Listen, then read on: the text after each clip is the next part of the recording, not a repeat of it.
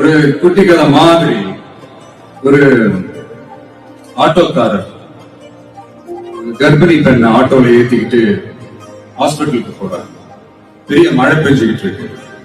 அப்ப அவர்கிட்ட இருந்த அந்த கொடைய அந்த கர்ப்பிணி பெண்ணை கிட்ட கொடுத்துட்டு இதை எடுத்துக்கிட்டு போமா அப்படின்னு சொல்றாங்க.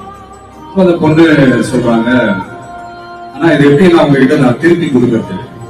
அதுக்கு அந்த ஆட்டோக்காரர் சொல்றாரு, வேற யாருக்காவது தேவைப்படுறவங்களுக்கு கொடுத்துருமா அப்படின்னு சொல்லிட்டு அவர் போயிடுறாரு.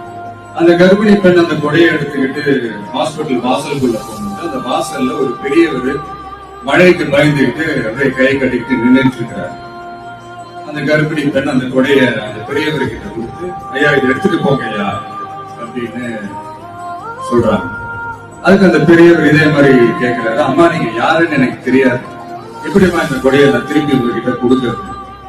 அதுக்கு அந்த பொண்ணு சிரிச்சுக்கிட்டே சொல்றாங்க, வேற யாருக்காவது தேவைப்படுறவங்களுக்கு கொடுத்துருங்க ஐயா அப்படின்னு சொல்லிட்டு போயிடுறாங்க. உடனே அந்த பெரியவர் கொடையை எடுத்துக்கிட்டு பஸ் ஸ்டாப்புக்கு வராரு. பஸ் வருது, ஏறி போகும்போது அங்க பாக்குறாங்க ஒரு பூக்கார அம்மா பூவை வச்சுக்கிட்டு ஒரு அட்டையை மழைக்காக குடிச்சுக்கிட்டு உட்கார்ந்துட்டு இருக்கிறாங்க. பெரியவர் போய் அந்த கொடையை அந்த பூக்கார அம்மா கிட்ட கொடுத்துட்டு அவர் பஸ் ஏறி போயிடுறாரு. பூக்காரம்மா அந்த கொடையை எடுத்துக்கிட்டு வீட்டுக்கிட்ட வரும்போது அங்க ஒரு ஸ்கூல் படிக்கிற பொண்ணு பேக் எல்லாம் மாட்டிக்கிட்டு மழையில ஓடி வர்றாங்க.